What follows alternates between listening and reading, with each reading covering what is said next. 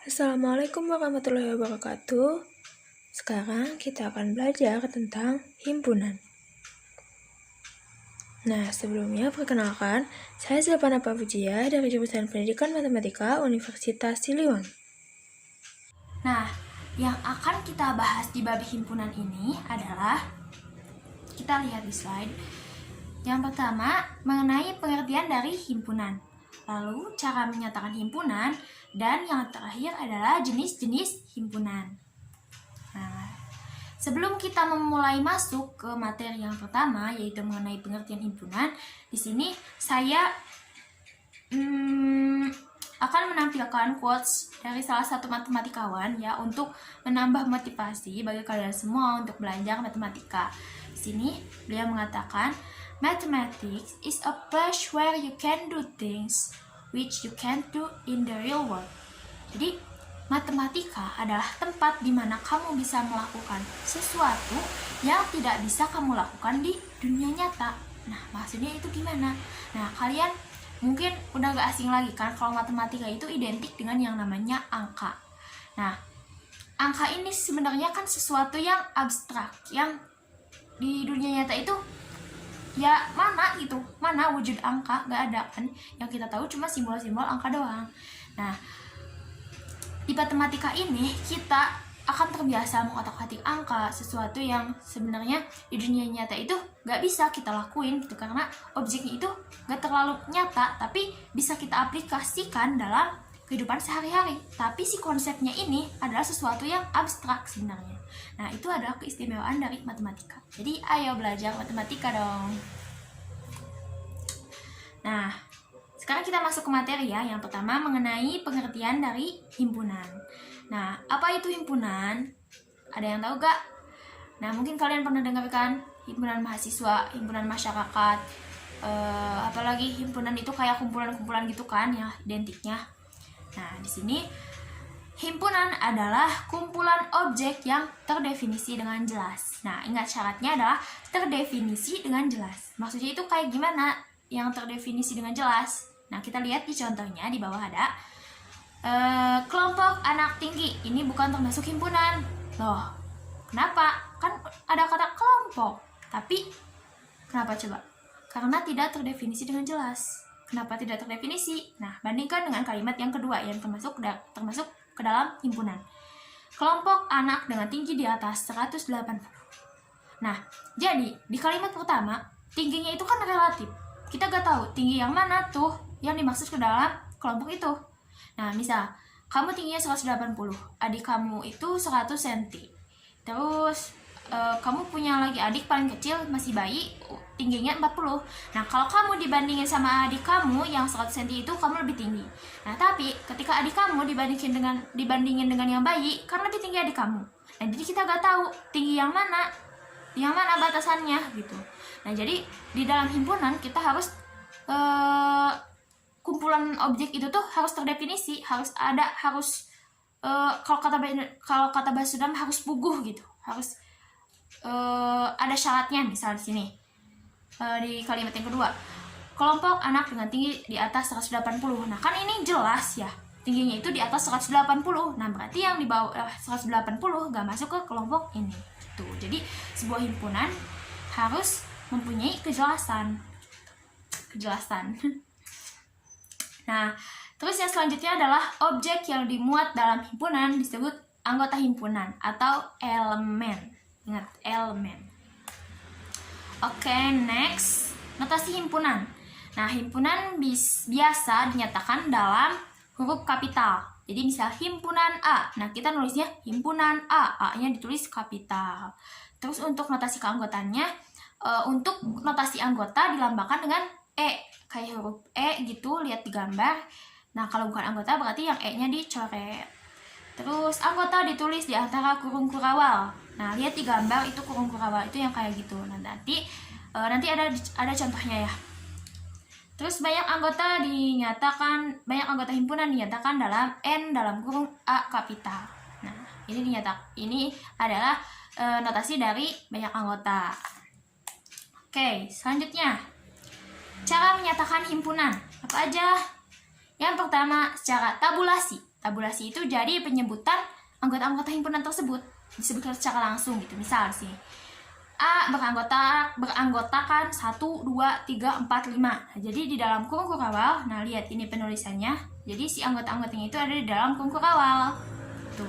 Kalau secara tabulasi langsung ya disebutkan angka-angkanya. Nah, kalau yang kedua, rule yaitu dengan cara menyebutkan syarat-syaratnya. Misal, A adalah himpunan bilangan bulat positif kurang dari 6. Nah, syaratnya itu kan bilangan bulat positif kurang dari 6, berarti 1 sampai 5. Nah, kalau kita nyatakan kembali dalam secara tabulasi, jadi ditulisnya sama kayak yang atas. Nah, terus yang terakhir set builder itu adalah dengan cara notasi pembentuk himpunan. Nah, ini yang biasanya dipakai dalam penyelesaian matematika. Nah, kan kalau di matematik itu nanti kadang suka ditanya berapa himpunan penyelesaian dari bla bla bla. Nah, kita bisa nyatakan dalam bentuk notasi pembentuk himpunan, yaitu gini kayak nulisnya. A adalah himpunan yang beranggotakan X, di mana X kurang dari 6, dengan X adalah bilangan bulat positif. Kayak gitu. Oke, next. Jenis-jenis himpunan. Perlu tahu nih kalian. Yang pertama adalah himpunan kosong. Himpunan kosong. Kosong itu kan berarti gak ada apa-apanya gitu ya. Jadi himpunan kosong ini adalah himpunan yang tidak memiliki anggota. Nah, kalau isinya 0, misalkan dalam kurung awalnya itu 0, itu termasuk himpunan kosong atau bukan? Itu tidak. Kenapa? Karena masih ada anggotanya, yaitu 0.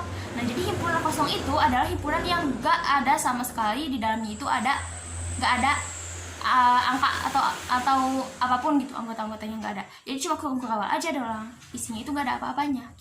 Nah, lihat itu contohnya, lambangnya, notasinya. Nah, misal contohnya di sini adalah himpunan bilangan ganjil yang genap. Nah, kenapa ini bisa dikatakan sebagai himpunan kosong? Karena kalian tahu kan kalau bilangan ganjil dan genap itu adalah sesuatu yang berbeda, kan? Gak ada bilangan ganjil yang genap, gak ada bilangan ganjil. Jadi antara bilangan ganjil dan genap itu gak ada irisannya kalau kita gabung, gak ada kan?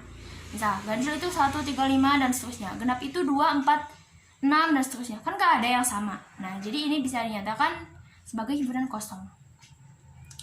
Oke, selanjutnya himpunan semesta. Nah, semesta itu kan artinya keseluruhan. Jadi himpunan semesta itu adalah himpunan yang mencakup seluruh anggota-anggota yang ada di dalamnya.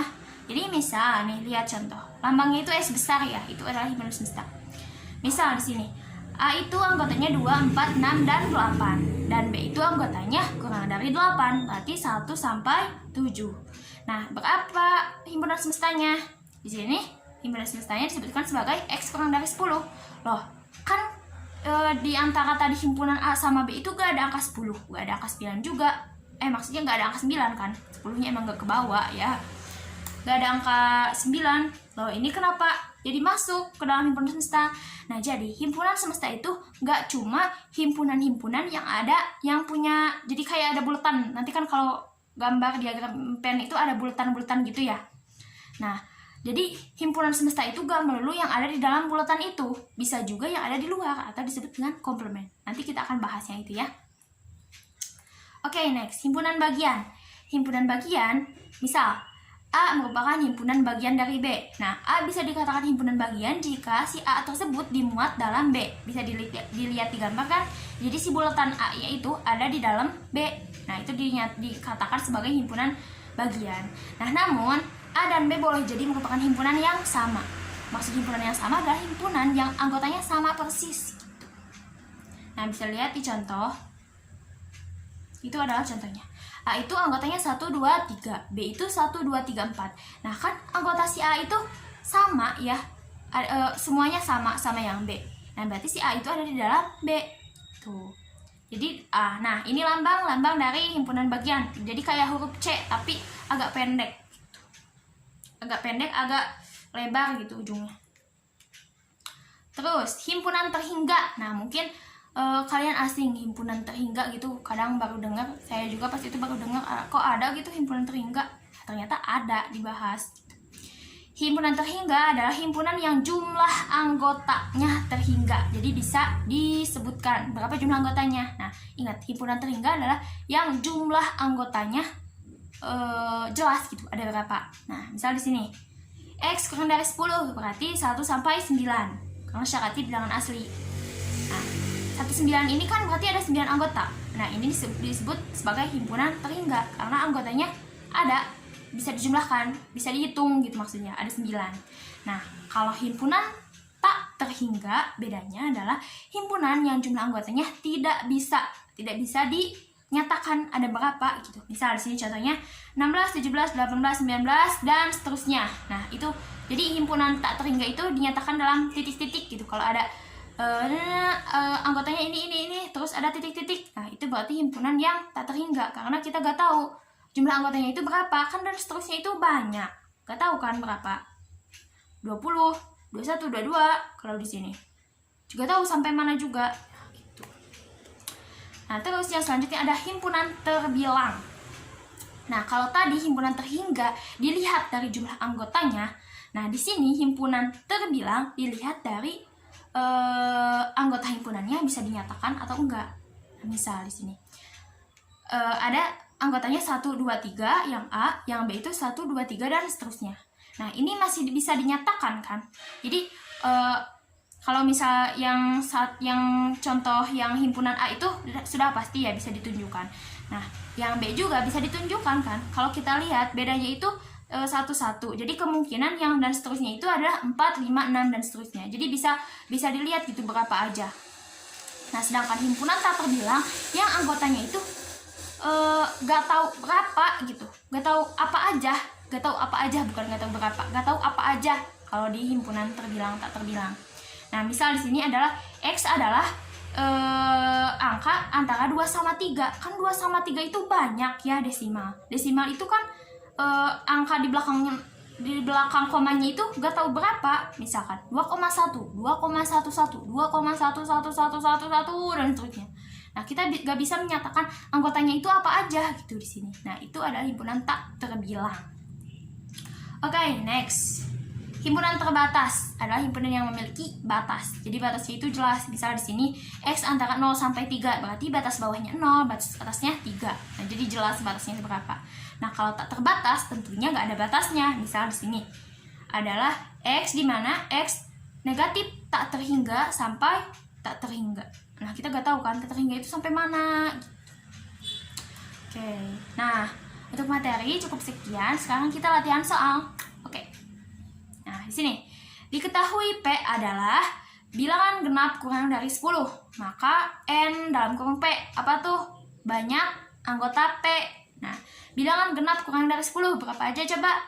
2, 4, 6, dan 8. Ada berapa banyak tuh? 4 kan? Berarti anggotanya adalah N dalam kurung P-nya adalah 4. Nah, lihat, benar kan? Kayak gitu, itu adalah contoh dari materi kali ini. Nah, mungkin materi kali ini cukupkan sekian. Mohon maaf yang sebesar-besarnya bila ada perkataan saya yang kurang jelas atau ada pemahaman saya yang salah. Minta maaf yang sebesar-besarnya. Dan sampai di sini saja video kali ini. Terima kasih atas perhatiannya. Wassalamualaikum warahmatullahi wabarakatuh.